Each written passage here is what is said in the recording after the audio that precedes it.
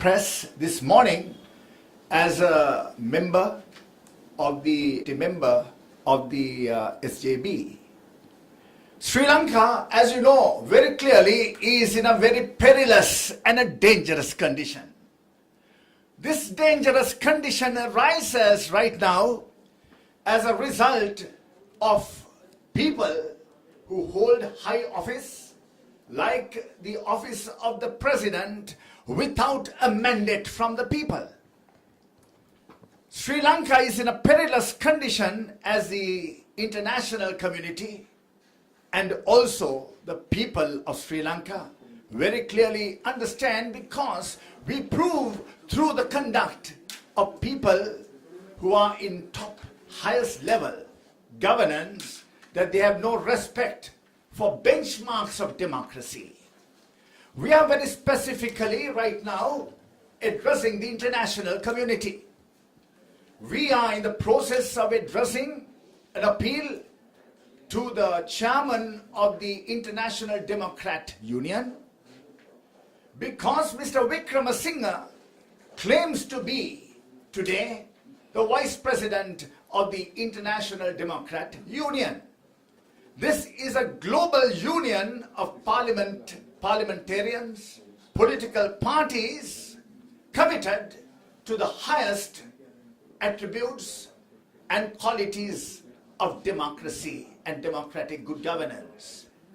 Mr. Wickremesinghe, we want to remind you also, while we remind the international community that you are a person who has proved absolute incompetence and also proved beyond reasonable doubt that you are indifferent to the expectations and aspirations of the people of Sri Lanka with regard to protection of the rule of law.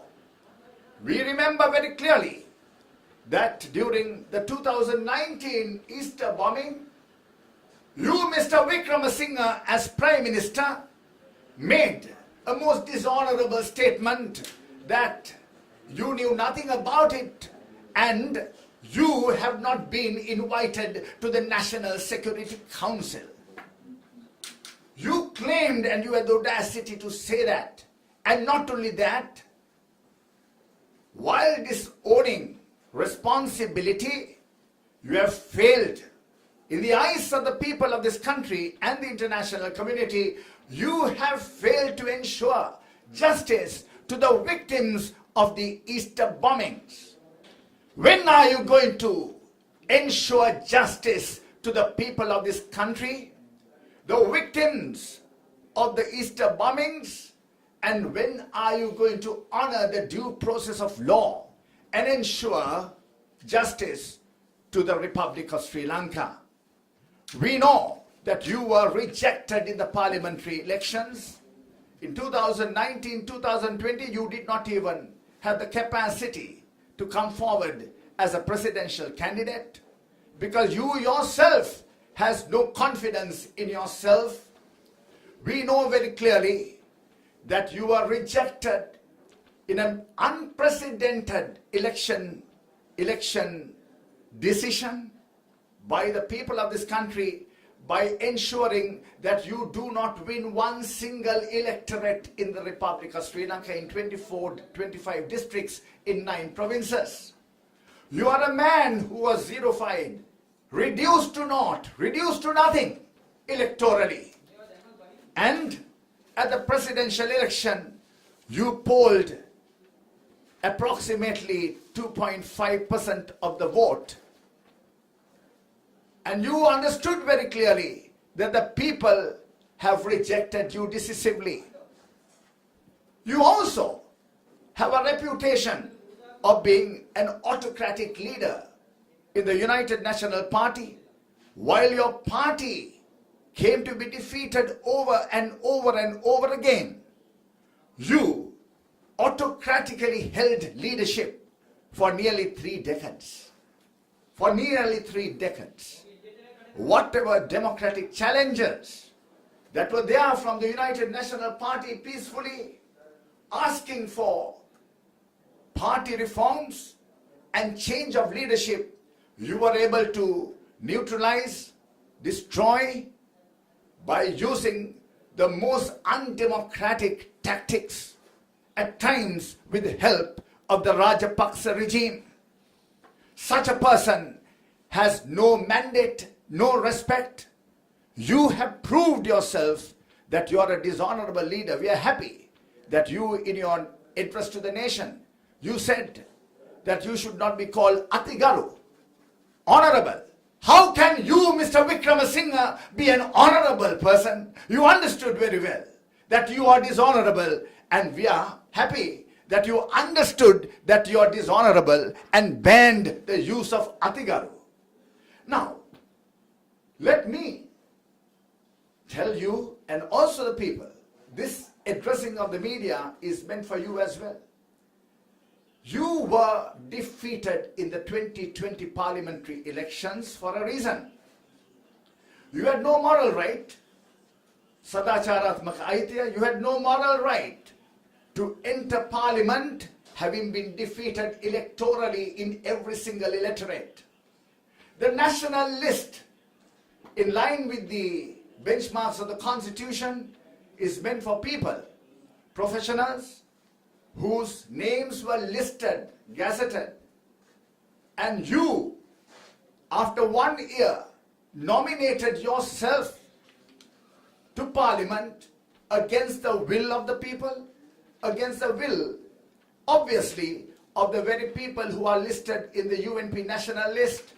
You appointed yourself using your autocratic powers and entered parliament.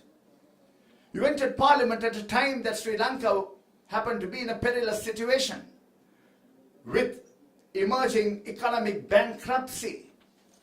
Now what did you do?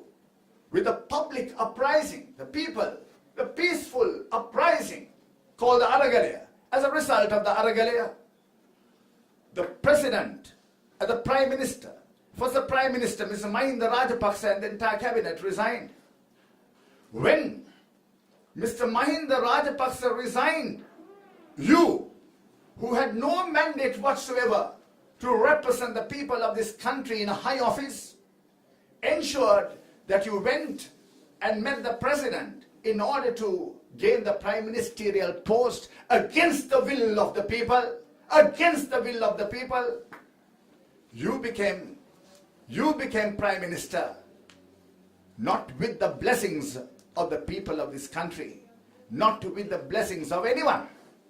And then, when Mr. Gotabaya Rajapaksa fled the country, because the uprising ensured that such a person will not be the president of this country, what did you do? Using loopholes of the constitution, you wanted to be the acting president, got into a deal, the most dishonorable deal that any politician in the democratic world can come into. You entered into a deal with the Pohottua, the ruling party parliamentarians, who are very much controlled by the Rajapaksa clan even now. With 134 members, you became elected president of this country. A most dishonorable act, undermining the beautiful reputation that the people of this country have as a democratic people, and the reputation we hold not because of dishonorable actions of people like you from the post-independence period, because of the commitment of great leaders from D.S. Senanayake downwards. Well, our reputation is now undermined because you have become president without a mandate from the people, without any blessings from the people, undermining the reputation that we have as a country that is prepared for transition peacefully all the time into democratic governments. Now, having taken oaths as a president, what was your first action? Your first action was to go and thank the armed forces. It's not as if the armed forces elected you as a president. You have been, by the time You carried a notorious reputation as Prime Minister in getting the peaceful, independent journalists attacked mercilessly outside your residence. That is the way you conducted yourself before you became the president. Now, what happened? The whole country knows, the whole world knows how dishonorable you were after taking oaths. After taking oaths, you ordered as a commander-in-chief. We have every reason to believe that you, as a commander-in-chief of the armed forces and head of the defense ministry, you allowed a most barbarous, merciless, barbaric attack on innocent people who were protesting, who were the protesters of the Aragalaya.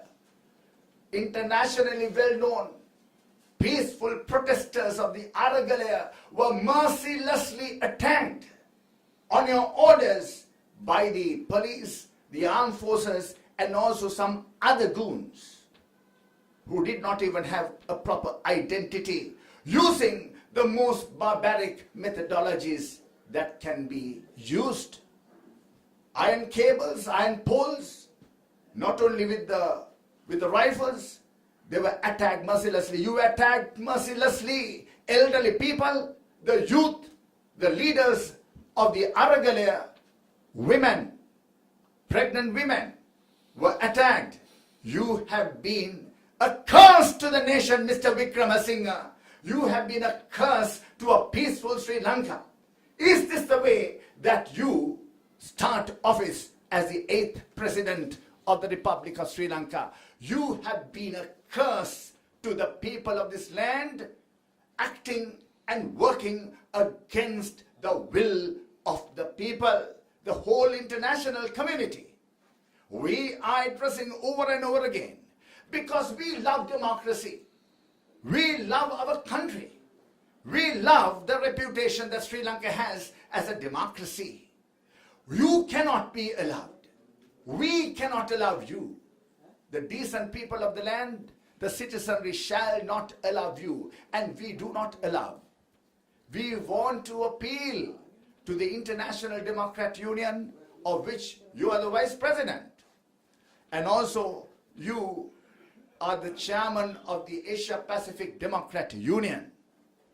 You have to be removed if such noble institutions are to be protected. We have already addressed an appeal to the chairman of the International Democrat Union, and we also bring it to the attention of the international community, because Sri Lanka needs a legitimate government, a legitimate democratic government, and you have perverted the democratic process, and we want you removed from the International Democrat Union, because we cannot make such noble institutions a mockery. We cannot allow such noble institutions to be undermined. And we also ask the International Democrat Union to take firm steps in not only removing Mr. Wickramasinghe, but also removing the office of the IDU from the United National Party headquarters, because UNP under Ranil Wickramasinghe, the autocrat, has no moral right to talk about democracy. This appeal through the media comes to the international community because we represent the will of the people. We do not want a president of this country to be in a conspiratorial role, conspiratorial, scheming position against the very people that we love. And let this message be conveyed to all democratic parliaments everywhere. We will mobilize the international community, because we need to protect Sri Lanka's image as a true democracy, and we cannot allow Mr. Wickramasinghe to pervert and destroy and undermine the democratic reputation that the people and the government of Sri Lanka and the Sri Lankan state holds in the eyes of the international community. Mr. Wickramasinghe, do not continue to pervert the democratic process like this. That is our message. Thank you very much.